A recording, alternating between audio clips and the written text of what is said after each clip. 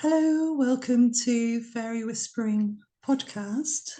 I'm here today with Adrian Frost, who's going to talk to us, or we're going to chat about the goddess and the landscape and some of the research that he's done into the landscape here in Devon.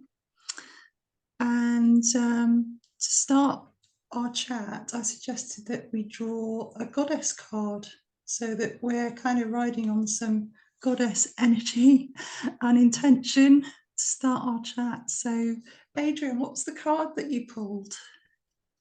Hello, everyone. Thank you, Claire, for inviting me to this. By the way, the card that I've drawn is the Spider Woman, actually. Oh, yes. And the Spider Woman is an important goddess among many indigenous Native American tribes.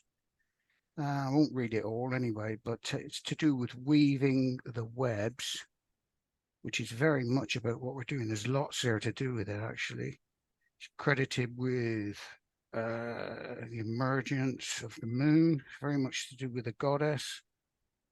A reminder of the good that comes from everywhere, even from the lovely spider, sometimes dismissed as irrelevant, and has the power to create and to teach. So, yeah. Yeah, spiders, and they create every day, don't they? They create That's their right. webs and then destroy them every day. It's a continuous sort of rebirth process. So shall I pull one of my cards? Yes, please. There's also connected to what we're going to talk about as well, isn't it, with the web of energy across the land.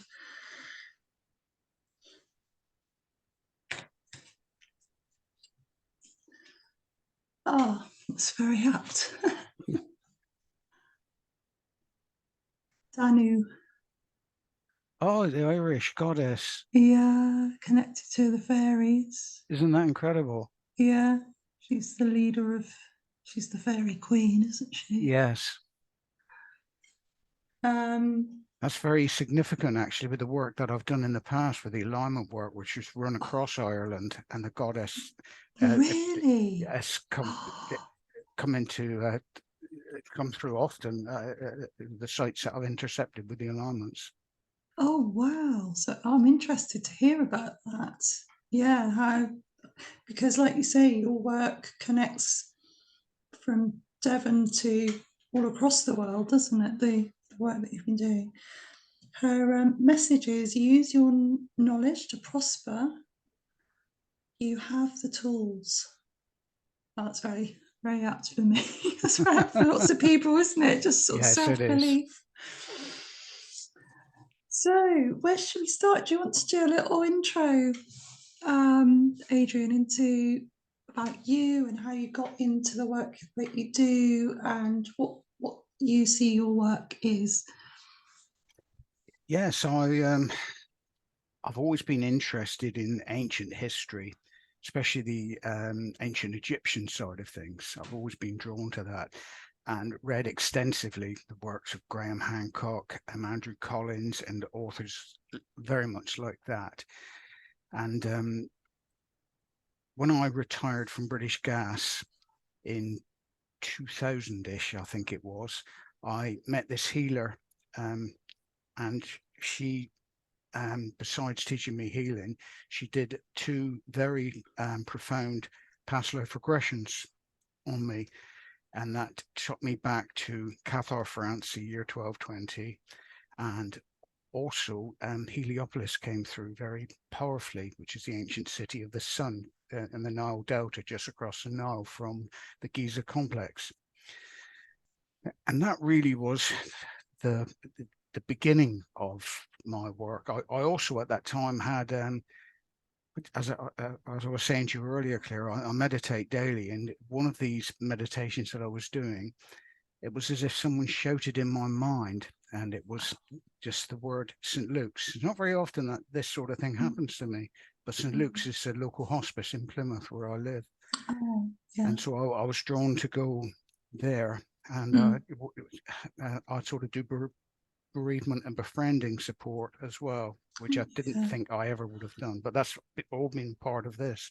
But anyway, just before COVID, my friend Bill Murtha, he's been heavily involved with Dartington for a number of years as a very, very special, deeply spiritual place and place of the goddess. And he's been very drawn to Aller Park, the old school, which has been shut down for a number of years now. And his dream was to get Aller Park up and running as a creative writing school and for all sorts of spiritual disciplines that could be taught there. Anyway, he knew that I did sort of alignment work, and which is effectively linking sites, making straight lines on maps to start off with. And now with the good old Google Earth, you can take these lines right around the world.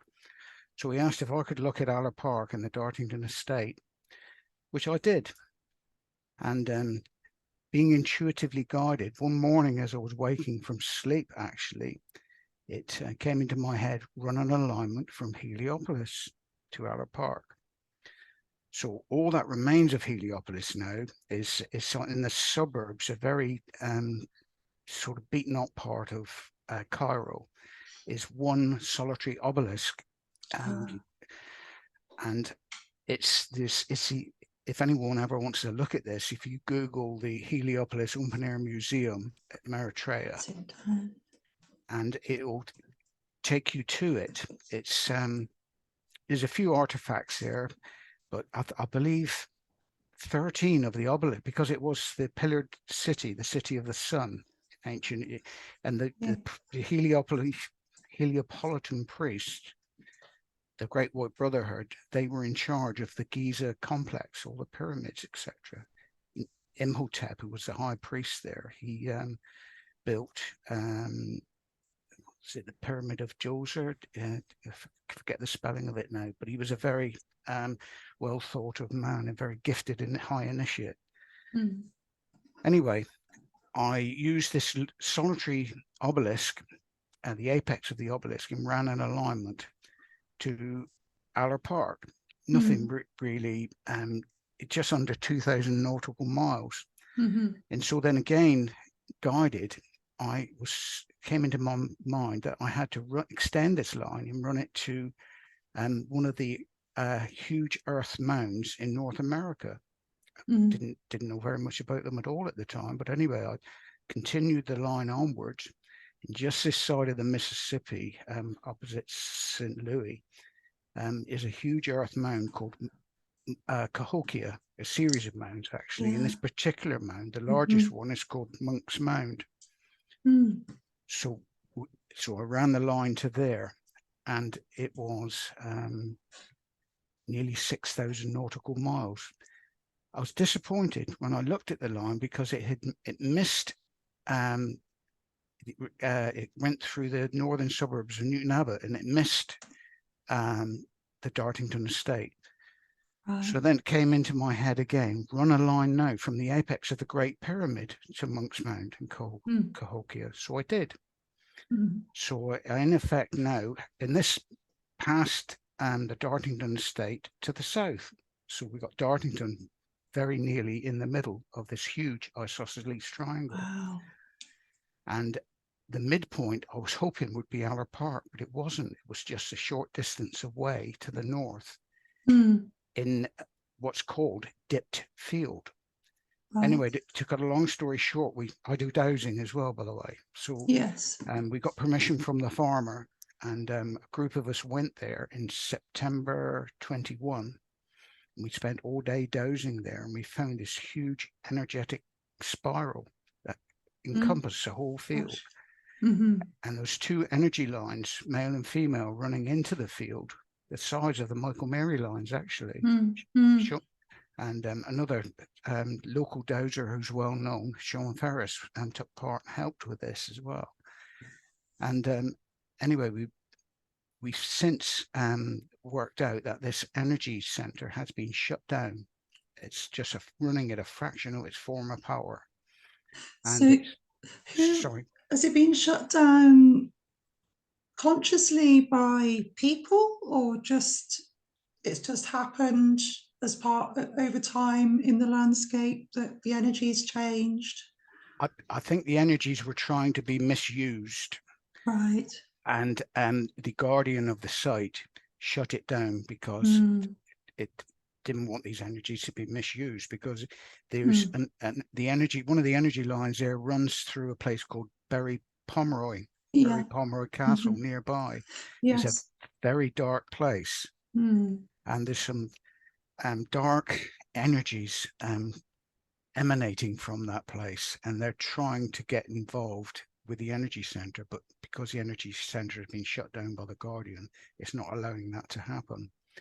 But that was the Mm. very beginning of it, and since then I've extended the search outside of Dartington itself, and kept on coming across sites, churches, etc., which had at one time been involved with the Knights Templar. Right.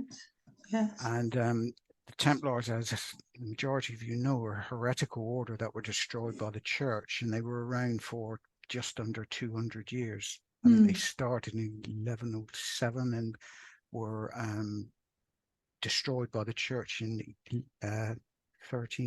1118 they started, and they were destroyed by the church in 1307. Mm-hmm. But they were an initiatic order, and they've left, I believe, information encoded in the masonry and in the structure of some of the buildings that are around the West Hams. Mm. The alignments as well, Dartington, it appears to be intimately connected with Burr Island, which sounds Yeah. ridiculous, but Mm. I have found connections, geometric connections with Burr Island and lots of the church in the Mm. South Hams area. And it's sometimes these alignments, like the two churches nearby on the Tyne estuary, which is just across from Exmouth, or Hackham and Ringmore at Oh, Sheldon, yes. Yeah. and they form the base of a triangle. And there were three churches built by Stephen de Hackham when he came back from the Fifth Crusade. Mm. Um, and the apex is a place called Coombe Hall up near Drew Stainton, and that forms another perfect isosceles triangle. Take the Oh. midpoint of the base and Mm. extend that line onwards, and they're like pointers in the landscape, like arrows, and you just follow these alignments around the world, and the information and places they bisect are incredible. That's the only thing I can say. This is really fascinating because as part of my research into pixie places, that people have come to associate with pixies and maybe, just ancient energy connection centers, perhaps people worshipped there in times gone by. Um, it's interesting that they seem to be, connected with like dolmens, and other strange rock formations in the landscape, or tors. There's lots of other, there's Merivale that has pixie connections as That's right. Yeah, well. yeah. So, yeah, and Drew Stainton as well with Spinster's Rock.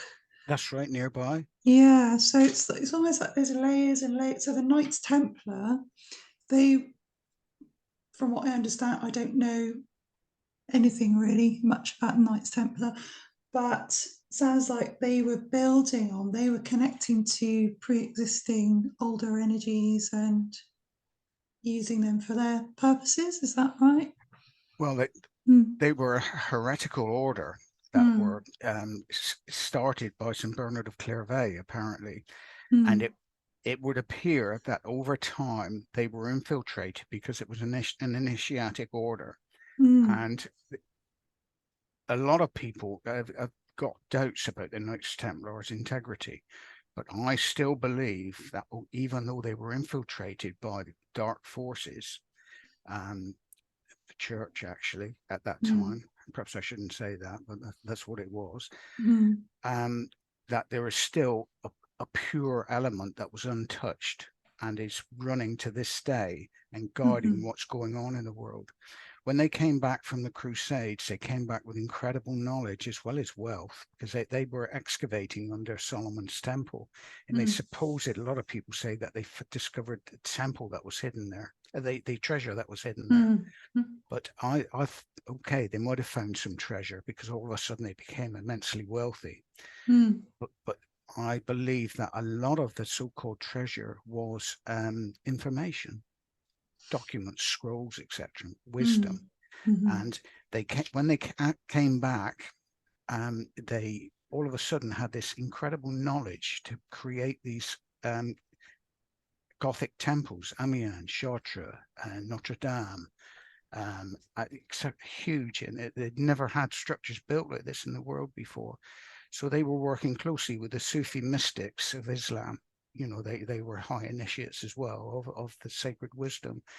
And whereas the church had suppressed all this enlightenment, if you like, all this wisdom from the past, the Sufis were still keepers of the ancient wisdom.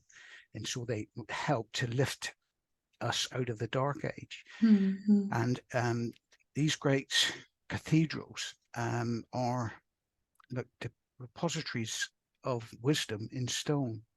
And, I've not been to any of them myself, but I've read, several books by Masonic authors, actually. I'm not a Freemason myself, but I've read by, and one of them was Tim Wallace Murphy. And they were places of initiation and powerful telluric energies. Like Chartres, for example, has got 13 underwater springs, and you get these aquastats and these spirals of the energy coming up through. And this is the same as you're picking up on, like where the diamonds are placed on these energy lines, and that they get these vortexes of energy coming up from underwater streams, which manifest as telluric energy, and they're places which tap into the elemental realms. You can make contact with the fairy realm, the she realm, etc. Yes, and so I'm interested in that because of my interest, obviously, a connection with fairies. You were mentioning earlier about the elementals and the she.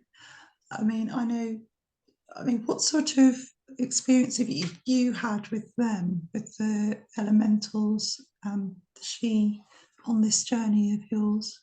Have they helped you along the way? Not visibly, but as I said earlier, I've been guided, and this guidance is coming through from somewhere. On 2 or 3 occasions, that's all. It's almost as if I've blacked out, and I've been stood up, and it's been a second, maybe 2 seconds. But on one particular one, I came out of this, I don't know, trance or whatever it was. I was quite conscious. We were with friends, and I came out with the word Anna, Anna, which is the ancient Egyptian goddess, isn't it? So I do feel that ANA, I do feel that I have been being guided and helped along by the goddess, or an aspect of her anyway. What else has happened really with this? I've had, not recently, but I have had some quite powerful visual experiences, which has been quite profound as well. A lot of this stuff really is subconscious, I think, and I just sort of do it. Yeah. Just follow my gut instinct, so to speak. I'm being guided internally. Yes, and we all have these abilities, but like you say, if you're I think if you're doing this kind of work, which is very much tapping into our natural psychic abilities, then you will have these profound experiences every now and again.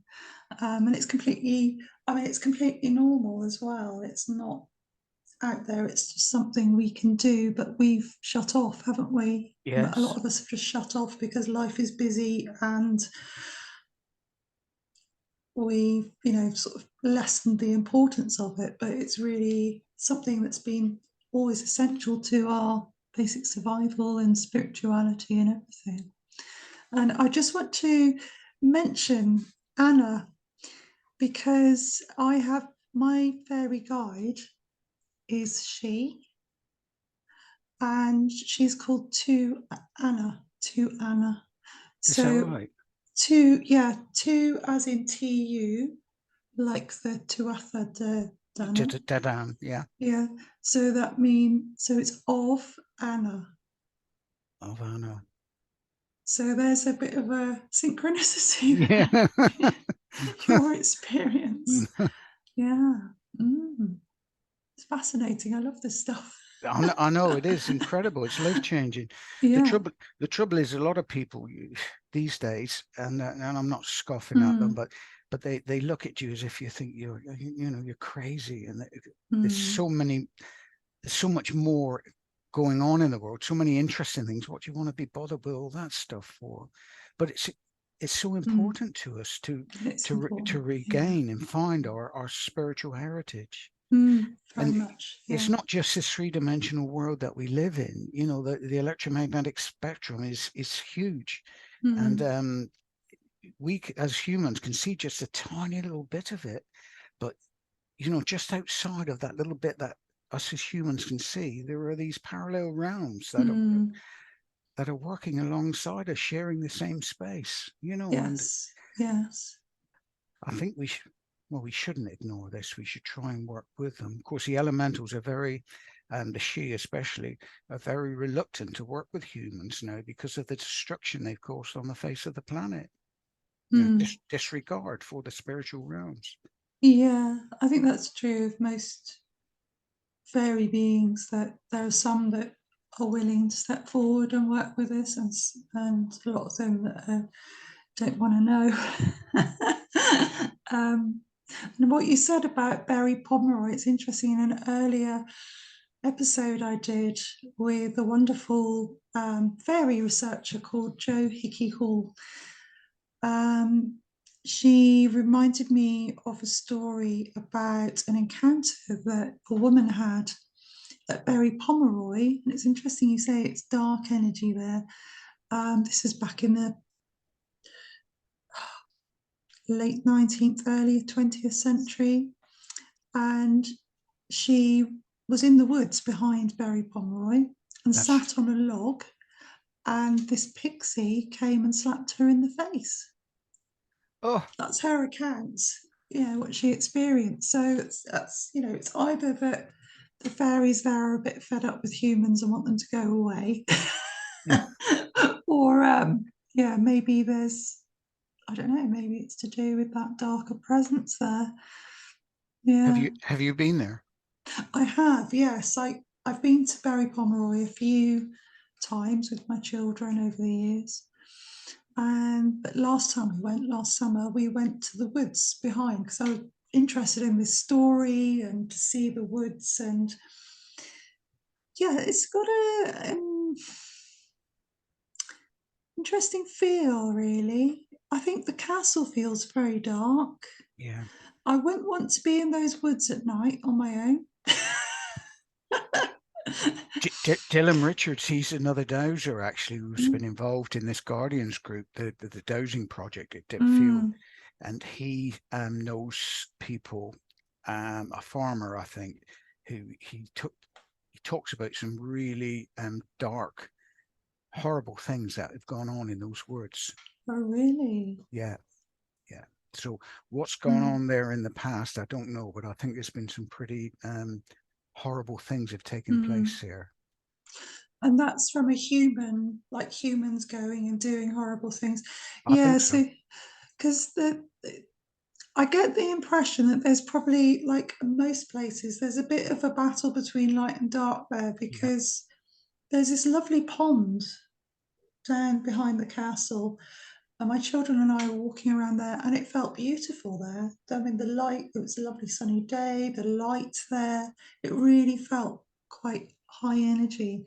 So, yeah, maybe there's that sort of energetic conflict going on. Yeah, yeah, yeah. where the light, perhaps the fairies, the benevolent beings are trying to reclaim that place from the darkness. That's the feeling I get Yeah. anyway. Mm. I've only been there once actually, and we didn't go in the castle at all. I went there with Mark Herbert. I don't know whether you know Mark Herbert, but Yes, I do. Yeah. yeah, he's Mm. done the incredible Sirius alignment work with Aller Park, and and also I've been working with Mark. Though not the last couple of years, our ways seem to have parted, but we did a lot of work with Burr Island. And have you heard of the prophecy of Melkin? No, I've not. I mean, I came to Mark's talk in Totnes back in August. Yes, yes. Well, Was yeah, I that was what it there. was to do with? A little Yeah. bit about that. Yeah. Well, Yeah. to cut a long story short, Mark Herbert, he lives in North Devon, Mm. and his house was an old Templar longhouse, Mm. and he ran an alignment around the world. I think it was north south, might have been north south. I'm not sure now, but anyway, when it went right the way around the planet, and when it came back to the coast of England, it went through Burr Island. And he contacted me and he said, "What do you know about Burr Island?" And this is what led to my interest in it then, even though I live in Plymouth and we went to Burr Island many years ago. Didn't think anything more of it. But by luck, I was guided to this website, and it was all about the prophecy of Melkin and how Burr Island was the ancient Ictus, the Tin Isle, which Yes, some that's right. have Yeah. equated with St Michael's Mount, Mont Saint Michel, various other places. But anyway, the Michael Mary line, which are the Mayday alignments, which run from Hopton right the way across the country through Avebury to Cornwall, St Michael's Mount, etc. There's the Cove Stone in Avebury Stone Circle, and this medieval monk called Melkin encoded this information, which he called the prophecy of Melkin. Some have equated him with Merlin.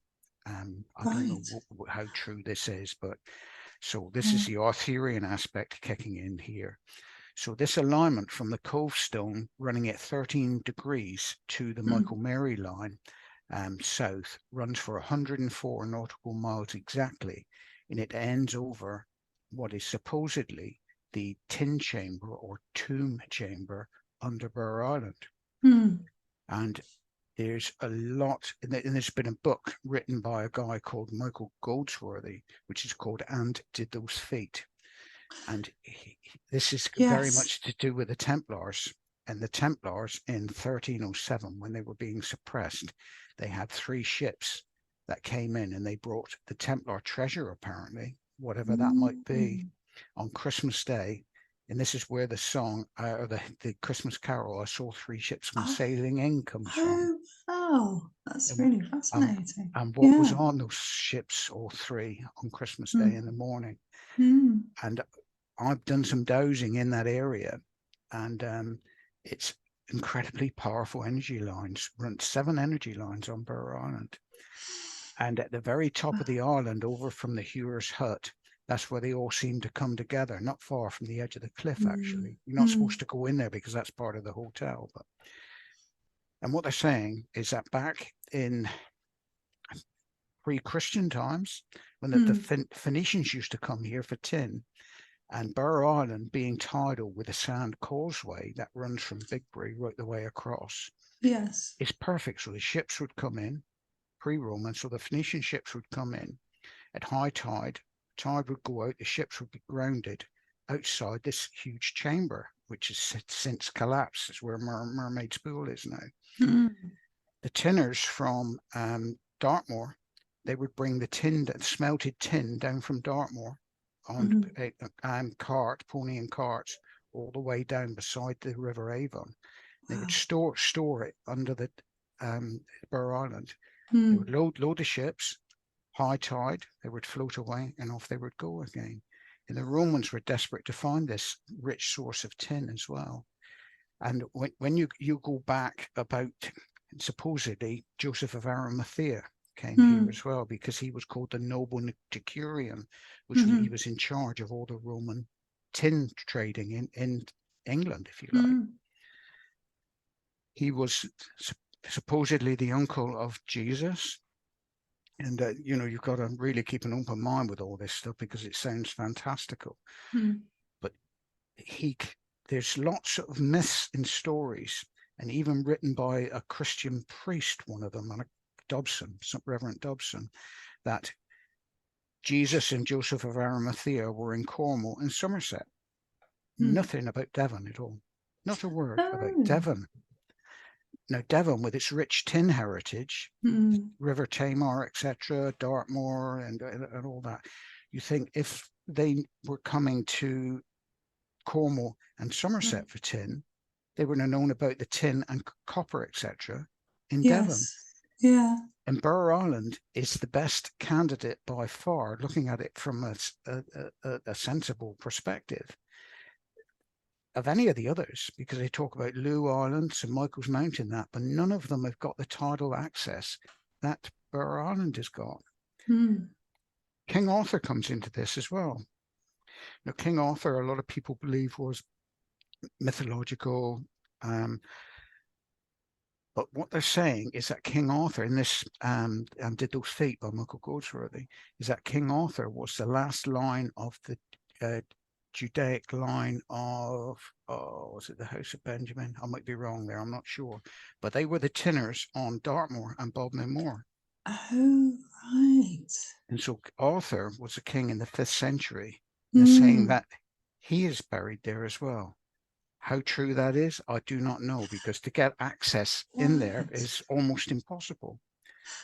During the Second World War, really weird this, but the Germans actually bombed Burr Island, and they bombed Averton Gifford nearby, Averton Gifford Church. Why?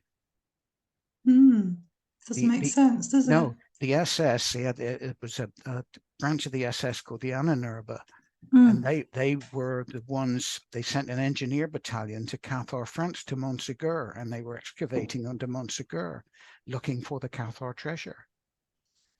Now, all these little bits, when you put it all together, it seems to make some form of sense. Sorry if I'm rambling on here. No, I'm interested. I'm sort of logging things as you're talking to come back to. With the Jewish connection, I'm wondering. I mean, I know there are lots of places in Devon, Dartmoor, probably all over the southwest, that have Jew in the title. So near me, there's a Jew's Bridge.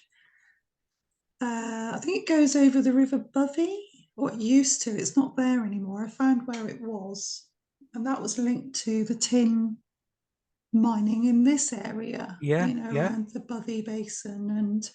And so I suppose it would go back to those times, those names. Well, it would. I've always found this as a good guide. When you look at maps, they're full of information. And if you look at place names, it's surprising what you can extract from them, and, a lot of people just look at these names and think, that doesn't mean anything, but I love old maps. It's really fascinating. I know, they are incredible. It's fascinating. I just want to come to there's the Mermaid's Pool, and a couple of things about that. Is there, I mean, we're talking about the goddess, there's a connection to Magdalene? Yeah, Magdalene. Is that right? Is she connected to Burr Island? Not so much. No. I'm sure she is, but not. But I've found with the going from. I'm going to send you these images. Actually, I'll copy some images off and I'll send them through to you. Okay, thank you. Going back to Dartington, where the dipped field energy centre is. I followed the Dow's lines, which Sean Ferris dowsed, and I picked up on as well, across the River Dart. You've been down that lane, haven't you? Behind Aller Park, which takes you down to the River Dart. Yes. Yeah. That's where they kayak a lot down there, and apparently that was where a young girl was drowned. Oh, many years ago. Yeah, Oh. when the Elmhursts were there. Well, you Mm. just go across the Dart there, and it was the Little Hempston Manor House of Sir Right. John Arundel, and the church at Little Hempston. I don't know whether you've been in there or not. No, I haven't. It's not a lot No. going on in there, actually. It's quite sterile in some Mm. respects, but there are what they call mason marks there. Okay. And these were, I've been told by someone else that the Templars were really active in the South Hams area, during the day. And some of these mason marks they call Magdalene marks, and they're V's and W's. Have you read Margaret Starbird's book, The Woman with the Alabaster Jar? No, I haven't. No.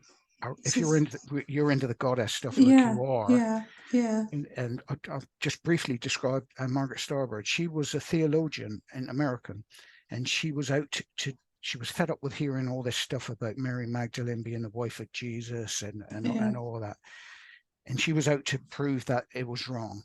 Anyway, after her researches, she did a 180-degree turnaround, and she now believes totally that Mary Magdalene was the wife of Jesus, and they had children with a continuing bloodline.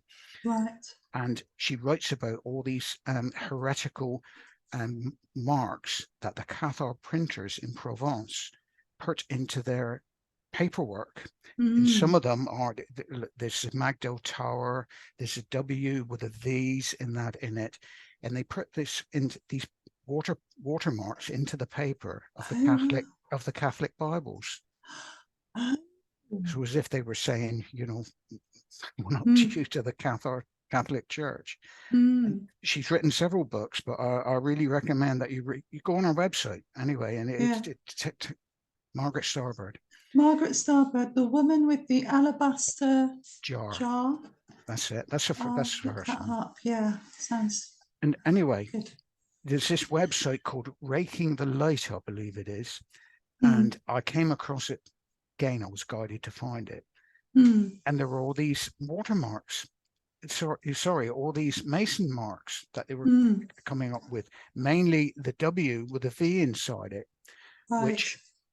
which are at Little Hempston Church, which are at Stoke-on-Tyne Head Church, which are at Hackham Church, just to name three. Okay, so these are bringing the Magdalene in right slap bang into the Dartington area. Templars, it would appear, were active in Dartington, also going well away from that with my previous Tolkien research. I found, looking at analysing the films, the three Lord of the Ring films by Tolkien, are inspired by Tolkien. Yeah. These V and W glyphs are coming up all the time throughout the films. Loads of it there. Well, very quickly while I'm on this, because you're aware of the problems I had with trying to get the book published with the Tolkien estate, which I don't want to get involved in with again. Yeah. But when I was doing the work on Lord of the Rings, there was the Arch of Moria. Have you read the book, Lord of the Rings? I've never read it. You never read it? Well, no. There's only two illustrations in there, and one of them is called the Arch of Moria, and very much like a Masonic arch. There's a page like that, and there's two pillars, and they've got these vines growing around them, and there's all this weird writing underneath, elvish writing.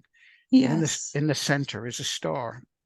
Right. And this is going back a long time now, but I was intuitively guided to make an A4 enlargement of this transparency. Made two of them, a reverse one, put it on top of the other, put a pin through the stars in the center, and rotated it 1 degree at a time through 360 degrees. Oh my gosh. And when I was on I think it was the 4.5 degree position from memory, this weird script at the very bottom came together, and it came a name formed. And it was a little bit unclear, but I saw it. And do you know what that name was? What was it? Adrian.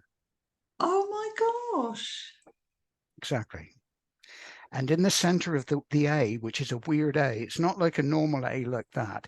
It's like a small A. but larger. Yeah. And in the center of that is this V and W glyph again. I've got goosebumps. Yeah. And this just Incredible. keeps going on and on and on and on. And I thought I'd finish with all the token research, but that's all come back again. And also in that Tolkien's earlier work, it was his initial sort of diagrams and drawings of the Arch of Moria. And it shows an anvil with like an elvish hammer, and the hammer is on the anvil and sparks are supposedly coming off it. It's a very basic drawing. But I did the same procedure again with the transparency, reversing it, put one on top of the other. And when I did that and started rotating it like that, the anvil became, I thought, what the hell is this? What is it? And all of a sudden, I looked at it and I thought, it's meant to be like a chalice, a cup. Oh, right. And there's like these the horns of the hammer. You've got the two of them now back to back. And as you rotate it, you start moving it. The tips of the hammers come apart. And so you've got a very rough representation of the Ark of the Covenant sitting inside the Grail cup, and it's opening. And as it opens up, as you move these transparencies, you see this very, very basic figure with his arms outstretched like this, appearing out of it, like the enlightened man. And this is all tied in with this Dartington stuff, as weird as it sounds. That's amazing. I mean, I can relate to that through, I'm creating an oracle at the moment that's based on photographs I've taken in nature, and I've manipulated them and then creating artwork from them. And within these images, it's called the Guardians of Faerie. So I've got different beings that have come out of these photographic images that I've manipulated, and they're creating artwork from them. And yeah, all sorts of symbols come up. When you look at trees and nature, and it's almost like all of these messages and symbols are embedded in nature. I've recently discovered it's an actual thing that is called nature scrying or tree scrying, where you can, I've heard of it. Just draw. I think I'm going to do a workshop on it actually, because it's amazing. Sit and draw a tree, and then you start to see images coming out of your drawing. And you emphasize those images, and they could be like spirit animals or fairies or other spirits. Yeah, or like you say, writing, be words in there. I find as well, when I look at something like trees, tree bark, for example, if I sort of almost close my eyes and I look at it through almost closed eyelids, and the shapes seem to form then, because you're bringing your subconscious mind into work as well then, and these shapes seem to jump out at you more then. And there's one particular tree at Dartington that you must have been there. The other side of the Dartington Hall side of Aller Park. Have you been in that field? You've got the the old swimming pool in Aller Park, which is there, and it's just the other side of that. It's actually called Aller Park Field. I don't think I've been in the field. No, I've only been down to the river. Well, there's this big beech tree there, and I know Bill calls it the grandmother tree, and it's got a real powerful presence there, and it's as if it's acting as a guardian, because what's going on in Aller Park is not very nice. It's very dark energy in Aller Park. Yeah, I do sense that the trees are, certain trees are guardians of places. I love trees. I do. They're beautiful beings. They're just completely, their energy is completely compassionate and wise, and very direct as well. They're just, there's no ego or anything about them. They just are. Because Tolkien loved trees. There's a famous photograph of him sitting under one. Yes. And of course, he writes about them in The Lord of the Rings, the Ents, and they've been around since the beginning, and they're the keepers of ancient wisdom. Well, what you were saying about Yeah. symbology, that it's a hidden language, you see. So Mm. many people don't realize that symbols are Mm. everywhere. And Mm. the high initiates, whether they be good coming from the light or the dark, they use them all the time. Yeah. And I think I've got about 12 or 13 books on symbolism, Oh, wow. and it features quite prominently in my work. When I look at Mm. something, I try and understand the symbolic meaning of it. You know. Yeah.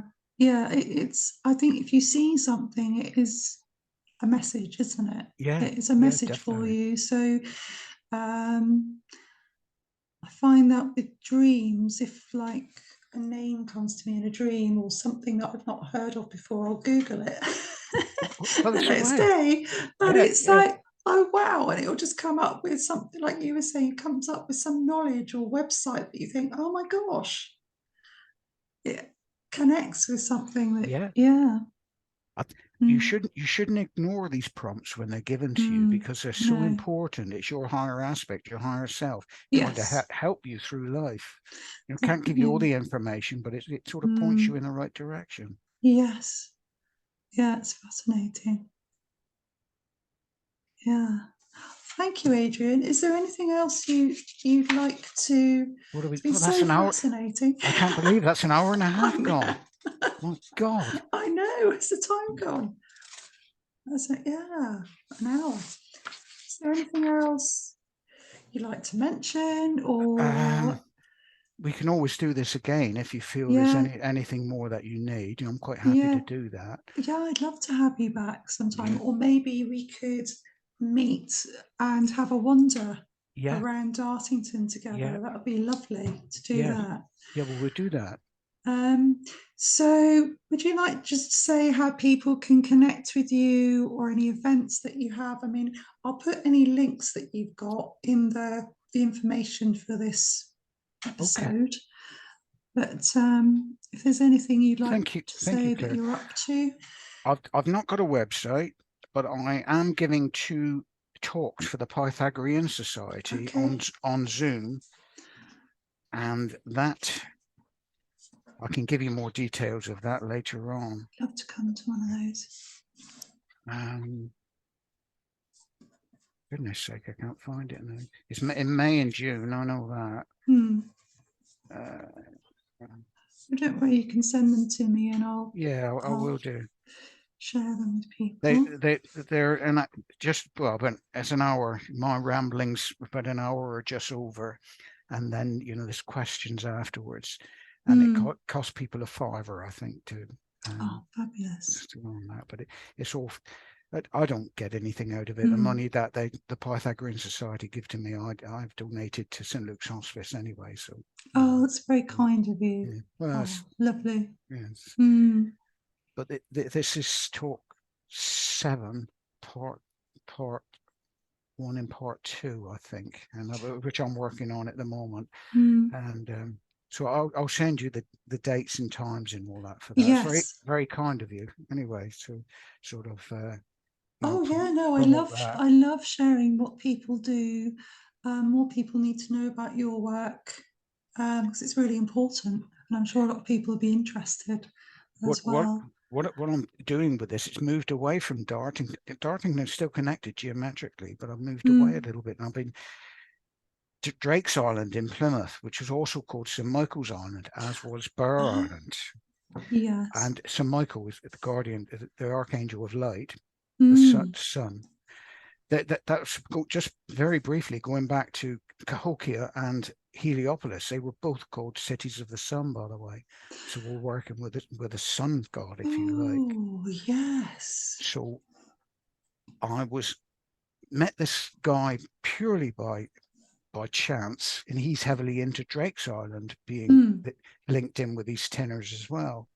And so anyway, I started running north-south alignments, and very, very quickly, the north-south alignment through Drake's Island, the way it went through several churches, but when it comes to the North Devon coast, it goes very, very near to a place called Morte, Morte.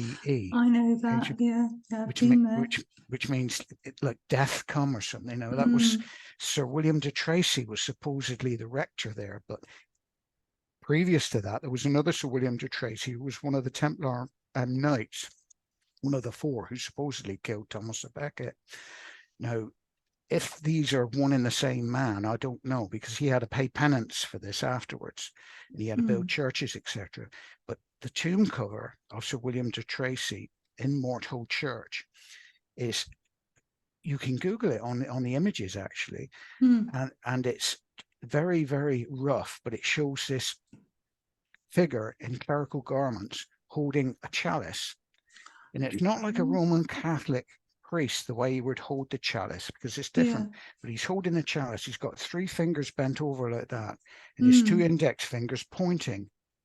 Now when you take the angle of the figures going up like that, it forms a perfect equilateral triangle with the collar of his church in there. So it's as if it's advertising a hidden chalice.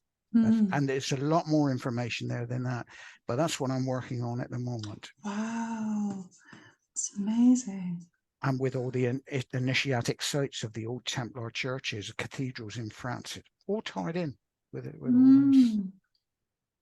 This is so ancient, isn't it? This is it is.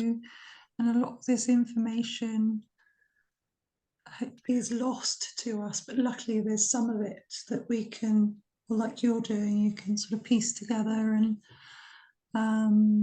really find out what, this really important lost knowledge that we've all got a right to know. It's our heritage, isn't it? Definitely. And it's clues for today from the past as well. We're being sort of prompted. Because a very quick meditation I did in Dipped Field when I was there by myself, when I dozed this 12-pointed star on the energy center, this vision of it being an ancient druidic grove came into my mind. And and it was, I saw this compass in front of me, and I was facing north. Actually, it was showing east, which was the sacred direction. And so this was a prompt why I started doing the north-south alignments. But anyway, that's enough of my rambling. Amazing. Thank you, Adrian.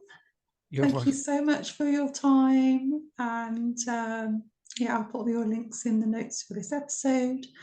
And this will go out in March. Yeah. Okay, Claire. So, keep in touch, and I'll definitely meet up with you sometime. Go. That would be lovely. Dartington. I look forward to it. Have a coffee as well. Bye. Bye, Claire. Thank you so much. Thank you. I'm going to stop recording now.